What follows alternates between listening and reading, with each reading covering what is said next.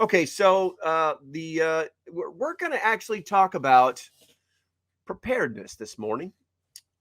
I ran across an article that was extremely interesting because it was written from the perspective of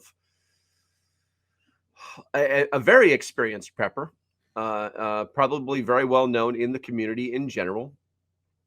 And I wanted you. I'll just turn it on and you can see what it looks like.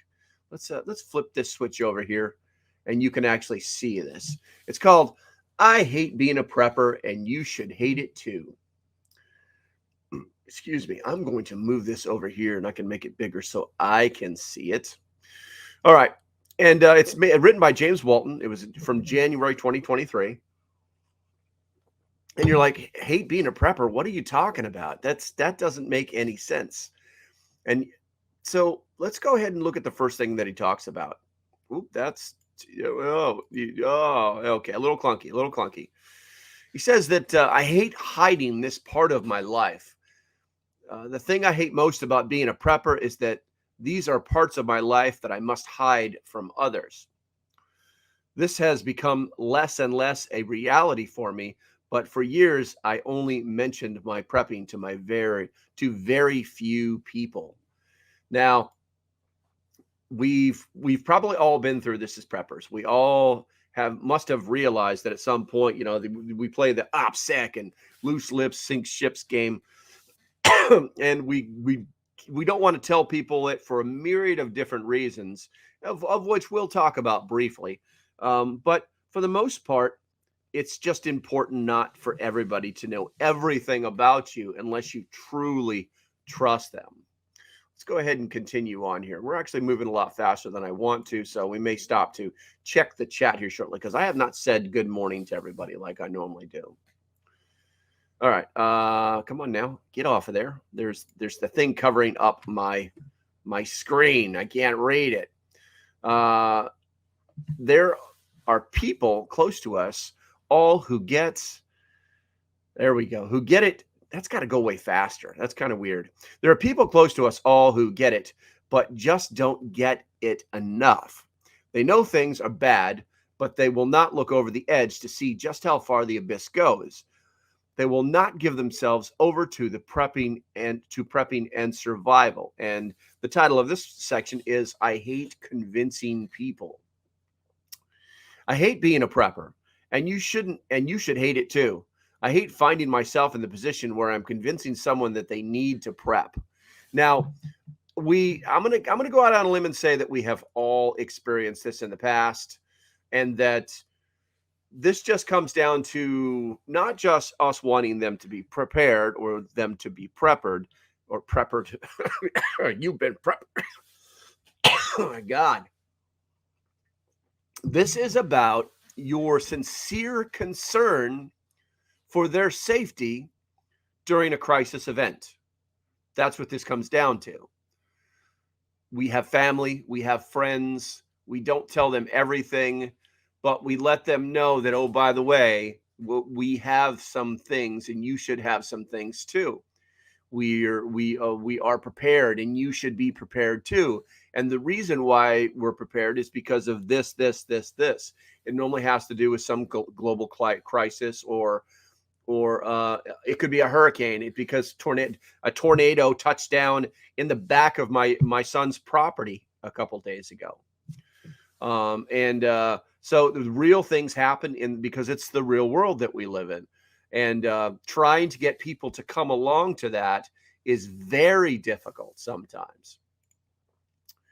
Let's see. We're going to go ahead and click on this one right here.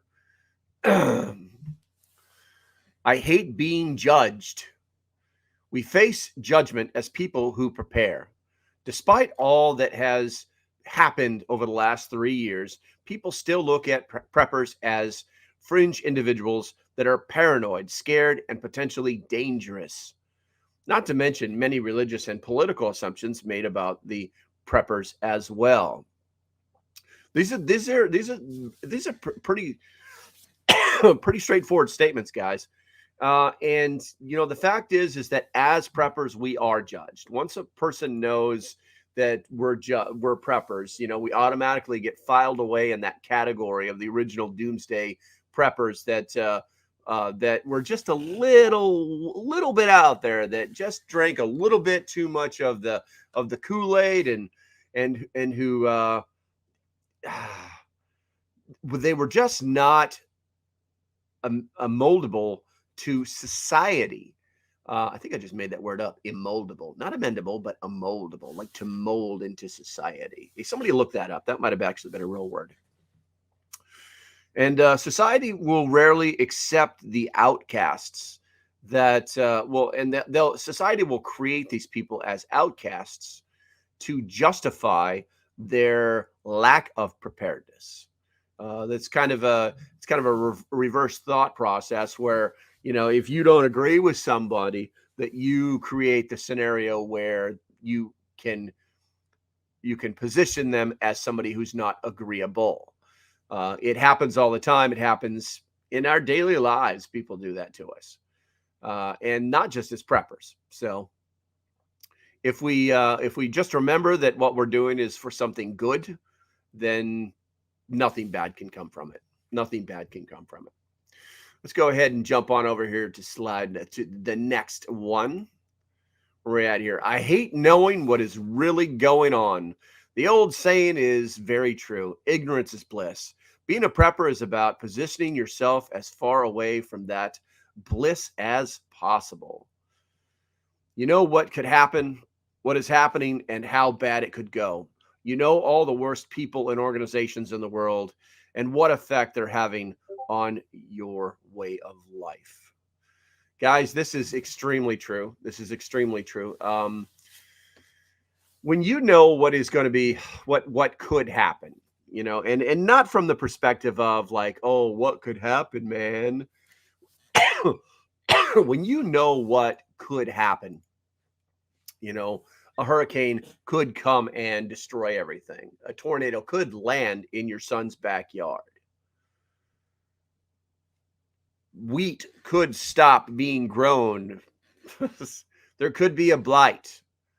There's a lot of coulds out there that would fall in the probable category versus the possible category, and that is the world that we live in the world of probabilities, because there's a huge difference between those two words and their meanings. I would ask everybody to go ahead and take a look at that and think about it, because if they don't, it's going to come and get them. This is why we prep. And, you know, some people would round it out to situational awareness, or just, I hate to say it, but just being an adult. I mean, I ran through 38 years of my life not understanding the way the world really is. And, you know, it took me to actually get out of the military, to get out of that cone of silence, that circle of control, to understand how bad the world really was and how good we could actually make it if we tried. So it's it's a little disheartening to know that those things are happening, but unfortunately they are. Let's go ahead and flip on over to this one right here. I hate knowing what will have to be done. This is a big one right here that no one talks about. And from time to time, I'll actually do a short segment on it, or sometimes even a full video. Beyond knowing what is happening in this world, also must contend with what the end of the world will be like as well. As a prepper, I hate thinking over all the situations where we have to manage when it hits. It's hard to read through this slide. I like the picture so much, but I really should have done a little bit more to make the lettering more visible. I hate thinking about turning people away who are starving. I hate thinking about people dying because there is no more medical care. Yeah, these are all very real things, guys. They're all very real things, and this is the weight that we carry as preppers. Basically knowing things, and you know, when you know what could happen, then you have the ability to prepare for it, and then have more of a peace of mind when that happens. Or peace of mind knowing that if it does happen, that you are prepared. So that's not really a super bad thing, but just knowing things like, what do we got here? What is going? They all somebody is saying something. We'll talk about in a second. I'm going to hit the chats in a second, guys. I'm not ignoring you. I see all the flashing red lights that are popping up everywhere. I appreciate you, but let's power through this real quick. But yeah, knowing that you're going to have to turn people away, knowing that you're going to have to turn women and children away, knowing that and we're going to talk about this a little bit because it was something that was actually brought up inside of the Patreon chat this morning. Somebody was looking for some help. Knowing that medical care is already diminished. What happens when it's not functional at all anymore or available? Things like that. Let's go ahead and switch off over here. And I hate watching world leaders edge us closer to the end. From cutting fuel production to shutting down farms and starting wars. I hate watching the world leaders move us closer to the end of the world. Their decisions get worse day by day, and we're left to deal with the consequences. God, if this isn't the most true statement that we've seen in a while, I don't know what is. It's none of them make any sense. None of them make, it's so bad that at some point people were actually saying that Putin was the most logical person out there. And it really makes you wonder what's going on. We've got our own president who's clearly lost in the sauce. You've got we got our friend Macron. He's just doing whatever he wants willy-nilly with his government. You got fully socialist Canada up there. Well, they're actually like making it legal for you to, your healthcare is going to be really expensive, and what, you could just off yourself. We'll help, and they're making that legal. It is just freaking crazy. Don't even worry about China. I mean, they're our number one enemy, and every analytical point points to that if you know anything about the subject. So it's difficult watching our world leaders drive us closer to the end. It's kind of scary. I'm going to go ahead and push this button right here. And I hate living under the Doomsday Clock. And a lot of people actually don't even think about the Doomsday Clock. It's more of a metaphor than anything. But all preppers have holes in their game. Nobody is rooting for the collapse, because their lives will be so much better if the world falls apart. That's right. He's being sarcastic there. There are a lot of great things about having a self-reliant and independent lifestyle. There's also tons of great things about living this in the modern society. I think we have to kind of stop and realize that we can do both. One of the biggest problems that I run into in what I do as a prepper, as somebody who's basically out of the closet, out in the open for people to see, is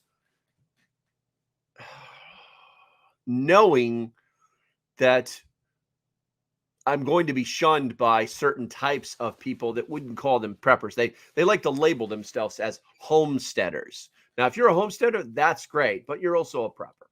And if you're a prepper and you're trying to grow things and maybe you've got some chickens, well, you're a homesteader as well. You don't have to have 100 acres on the top of a mountain to be considered a homesteader, and you don't have to live in a bunker to be considered a prepper. So these ideological things don't make any sense, and you can live in the modern world. We're doing it right now. You're using your phones, you're using your tablets, you're on your PCs. You're going to stop someplace and buy a cup of coffee. I mean, I love me some Dunkin' Donuts. Don't get me wrong, but Would I survive without them? Oh, most definitely. Most definitely. I ground my own coffee this morning, guys. I do it every single morning. Why? Because I use an electric grinder to do it. Do I have a manual one? Yes, I do. But why would I do that right now? Why would I do that right now? I think I pay my electric bill enough to be able to use that electric grinder all I want. Okay, so with that segment, I would say that I hate being a prepper and you should too is kind of a valid point, but it's also a good thing too. I love the fact that I am prepared. I love the fact that I have my water, my food, and my security. I love the fact that I can live my life out the way that I want to do it and not have to worry about the FEMA camps. You guys might want to check those kind of things out. If you are watching and you're not a prepper, you might want to get into prepper. You might want to get into the Discord. It's on my link tree. It's in my description someplace. You might want to do those things. So, if you like what I'm doing, go ahead and hit that subscribe button and make sure you click that thumbs up button. And you're going to see me more and more and more. That way, you're going to know when I do my videos, when they drop, and all those other good things.